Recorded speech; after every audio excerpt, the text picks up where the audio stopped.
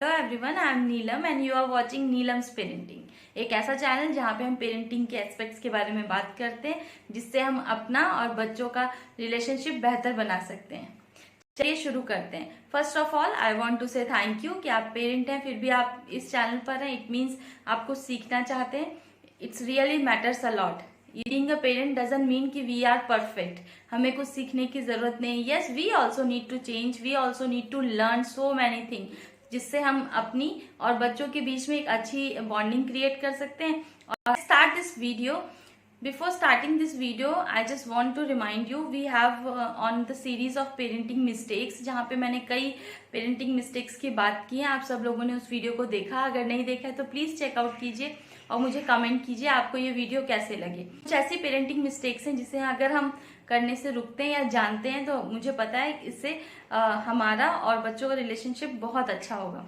तो इसी सीरीज में मैं आज बात करने वाली हूँ आपसे नेक्स्ट पेरेंटिंग मिस्टेक्स की। पेरेंटिंग मिस्टेक जो कि है एक्सपेक्टिंग परफेक्शन। हम सब लोग एक परफेक्शन के साथ जुड़ जाते हैं कि हर चीज बिल्कुल परफेक्ट होनी चाहिए, जिस तरीके से हम करते हैं वैसे होना चाहिए।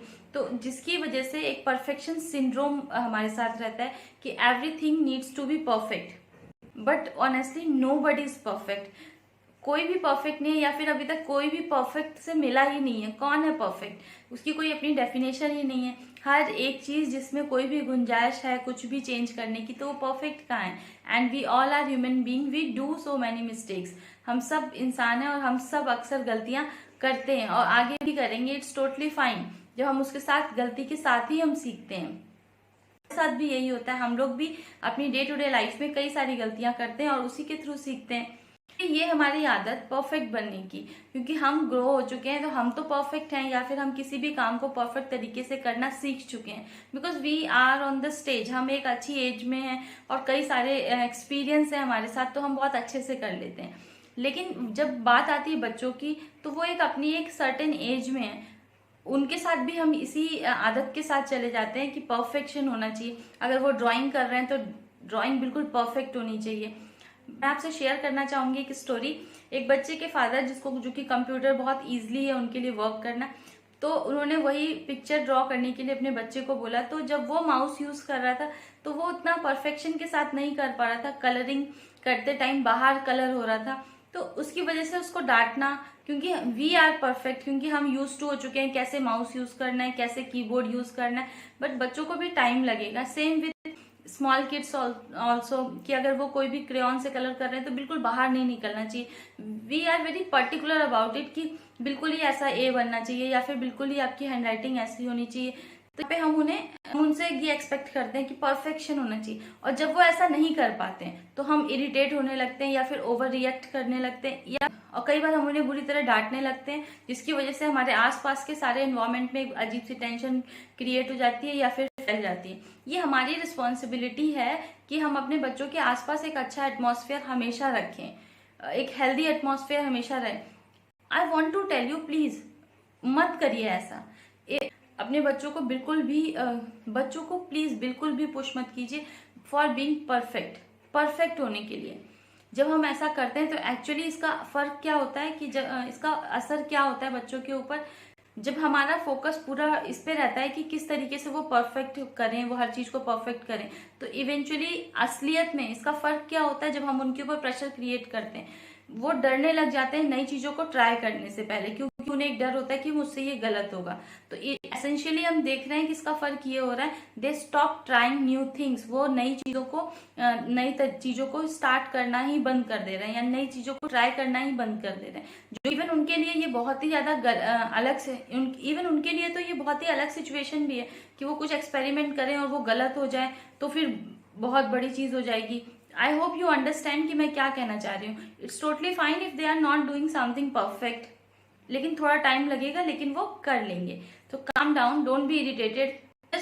वो बहुत ज्यादा डरे होंगे किसी भी नई चीज को ट्राई करने से पहले, तो ये बहुत जरूरी कंसर्न है। इसकी वजह से बच्चों के ऊपर भी हम प्रेशर क्रिएट कर रहे हैं एंड सेम टाइम हम अपने ऊपर भी प्रेशर क्रिएट कर रहे हैं। चलिए हम कुछ अपने स्कूल की बात करते हैं। जब हम छोटे थे तब क्या होता था, उस टाइम की आपको अगर हम लोग बात करें तो आपने देखा होगा कुछ बच्चे जो कि बहुत अच्छा करते थे क्लास में, कुछ ऐसे बच्चे होते हैं जो कि बहुत अच्छा एक्स्ट्रा ऑर्डिनरी परफॉर्मेंस देते हैं, हमेशा फर्स्ट आते हैं, वो हर दिन अच्छा कर रहे हैं और बहुत अच्छा इंप्रूवमेंट उनका शो होता है। ठीक है, कुछ बच्चे ऐसे भी होते हैं जो बहुत एवरेज होते हैं, जो ना तो बहुत बेटर कर रहे होते हैं और ना ही बहुत कम, और कुछ ऐसे भी होते हैं जो कि नॉर्मल होते हैं या बिलो कह सकते हैं, एवरेज से भी थोड़ा सा नीचे होते हैं परफॉर्मेंस में, क्लास परफॉर्मेंस में। तो अगर आप अपनी क्लासेस को याद करें उसमें भी थे, आज भी हैं। एक स्टोरी मैं आपके साथ शेयर करना चाहती हूँ, children who are not doing good in school education. तो बच्चे स्कूल में बहुत अच्छा नहीं कर रहे थे, बहुत अच्छा परफॉर्म नहीं कर रहे थे, फर्स्ट नहीं आ रहे थे, वो अपनी लाइफ में इन टर्म्स ऑफ फाइनेंशियली वो ज्यादा बेटर परफॉर्म करते हैं एज कंपैरिजन टू द जो बच्चे बहुत वेल परफॉर्म कर रहे थे। ये आर्टिकल है जो कि टाइम्स ऑफ इंडिया में निकला था, एक बार पब्लिश हुए थे ये सारे सर्वे, और उसके पीछे के रीजंस क्या थे उसे मैं डिस्कस करना चाहूंगी आपके साथ। तो जानते हैं कि ऐसा क्यों होता है, उन बच्चों के कंपैरिजन में वो बच्चे फाइनेंशियली बेटर कैसे करते हैं जो कि जिन्होंने अपने स्कूल में उतनी अच्छी परफॉर्मेंस नहीं दी या सो कॉल्ड वो परफेक्ट नहीं थे। रीजन लिखा हुआ था उस आर्टिकल में, वो रीजन ये था, वन रीजन इज जब कोई भी बच्चा हमेशा वो टॉप पर ही रहता है, हमेशा वो टॉप पर ही रहता है, हमेशा वो एक बच्चा जो हमेशा टॉप करता है, जो हमेशा जीतता है, उसके लिए ये हमेशा मुश्किल होगा, उसके लिए बहुत मुश्किल होगा कि वो कभी रिस्क ले, कभी उस बच्चे के लिए ये डिफिकल्ट होगा कि वो कभी रिस्क ले, लाइफ में कभी चांस ले, अपने डर के आगे निकले, और कभी वो इस बात का उसे हमेशा डर रहेगा कि वो कभी फेल ना हो जाए, क्योंकि उसने अपनी लाइफ में हमेशा वो टॉप पर रहा है, हमेशा वो जीतता रहा है। लेकिन एक ऐसा बच्चा जिसने उतना अच्छा परफॉर्म नहीं किया था स्कूल में, उसे ना तो डर होगा रिस्क लेने का, ना ही फेल होने का डर होगा, क्योंकि वो इस डर को पहले ही एक्सपीरियंस कर चुका है। हम सब अपनी लाइफ में इसीलिए आगे नहीं बढ़ पाते क्योंकि हम रिस्क लेने से डरते हैं या फिर डर होता है फेल होने का, और ये दोनों ही चीजें बच्चे ने पहले ही फेस कर ली हैं। तो इसके वजह से क्या होगा कि वो इस फियर को ओवरकम कर चुका है, इस डर को वो पहले ही जीत चुका है। इसका एक फायदा होगा और वो आगे बेहतर कर पाएगा। I hope you are getting my point. आप समझ पा रहे होंगे कि मैं क्या कहना चाह रही हूँ, कि उस पर हमें बर्डन नहीं डालना चाहिए। जैसे हम सबको अपनी उस क्लास के उसके सारे मार्क्स नहीं याद हैं, वैसे ही ये भी याद नहीं रहने वाले हैं। तो बेटर ये है कि हम अपनी लाइफ को सूदिंग तरीके से चलाएं, इंजॉय करें और एक हेल्दी इन्वायरमेंट क्रिएट करके दें बच्चों को। और ये बात सच है, जब हम रिस्क लेते हैं तो इसके चांसेस ज्यादा होते हैं कि हम सक्सेसफुल हों। तो इसीलिए बच्चों को बहुत सारी चीजें करने के लिए फोर्स मत कीजिए, प्रेशराइज मत कीजिए कि वो हमेशा टॉप पर ही रहे, हमेशा वो फर्स्ट आए या हमेशा वो उस क्रीमी लेयर में ही रहे। It's totally fine. हर बच्चे का अपना अपना एक स्टेमिना होता है। और अगर लता मंगेशकर जी से भी कहा गया होता कि वो साइंस के प्रोजेक्ट अच्छे से हैंडल करें, मैथ्स के सम अच्छे से करें, तो सबकी अपनी एक कैटेगरी है जहां पर वो बेटर परफॉर्म कर रहे हैं। some students are good in sports, some goods are in drawing। तो वो डिफरेंस ही हम सबको खूबसूरत बनाता है, ना कि हम सब अगर एक ही रेस में चलने लग जाएं किसी भी तरीके से, हमें अच्छे ग्रेड्स चाहिए, अच्छे मार्क्स चाहिए। तो हो सकता है हम इस तरह से सोचते हो, लेकिन जरूरी नहीं है कि बच्चों को भी उसी लाइन में या उसी रेस का ही एक हिस्सा बना दिया जाए। Let them enjoy.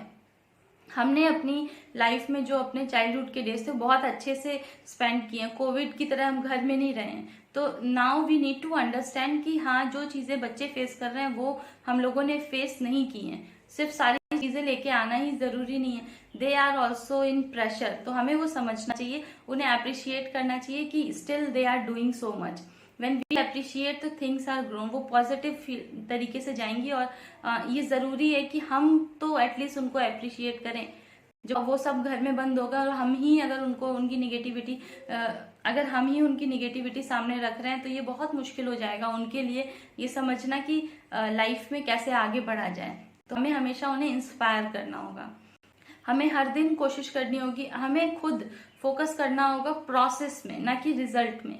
हम हमेशा फोकस करना होगा प्रोसेस पे, वो काम कैसे किया जा रहा है। सपोज अगर हम पेंटिंग कर रहे हैं तो उस पेंट करने में कितना मजा आ रहा है। हो सकता है जब वो पूरा पेंट हो जाए, उसका जो रिजल्ट है उस पर फोकस ना रह के अगर हम उस पेंटिंग प्रोसेस को एंजॉय करेंगे, that will be much better. हमें उन्हें कोशिश करनी चाहिए, एनकरेज करने की कि वो पार्टिसिपेट करें, नई नई चीजों को ट्राई करें, try to figure out what they want. वो एक्चुअल में क्या चाहते हैं, उन्हें किस में मजा आ रहा है। और सिर्फ फोकस उनके आउटकम पे नहीं होना चाहिए कि वो आगे चल के क्या बनेंगे, इसका क्या रिजल्ट होने वाला है। It's very very important parents pressurise नहीं करें टू द बेस्ट, वो अपना बेस्ट ही हमेशा देते हैं। ये हमें डेली उनके प्रोसेस पे फोकस करना चाहिए, कितना अच्छे तरीके से वो उस चीज को कैरी कर रहे हैं। आई hope you getting my point, आपको समझ में आ रहा होगा मैं क्या बताना चाह रही हूँ आपको। इफ यस, मुझे प्लीज कमेंट में बताइए आपको ये वीडियो कैसा लगा। तो ये थी हमारी पेरेंटिंग मिस्टेक नंबर 4। इससे पहले कि आप दूसरे वीडियो पे मूव हो जाएं, मैं चाहूंगी कि आप नीचे कमेंट में टाइप कीजिए to expect my child to be perfect. ये टाइप कीजिए कि मैं अपने बच्चे के साथ नहीं जाने वाली हूँ कि मैं उससे ये एक्सपेक्ट नहीं करूंगी कि वो हमेशा परफेक्ट हो। परफेक्शन एक इल्यूजन है, परफेक्शन हमेशा। मिलती हूँ मैं आपसे नेक्स्ट वीडियो में, तब तक के लिए thank you so much. Please subscribe this channel, press the notification bell so you will get notification when I upload any video. I hope you enjoy this video. Thank you so much. मिलती हूँ मैं आपसे next video.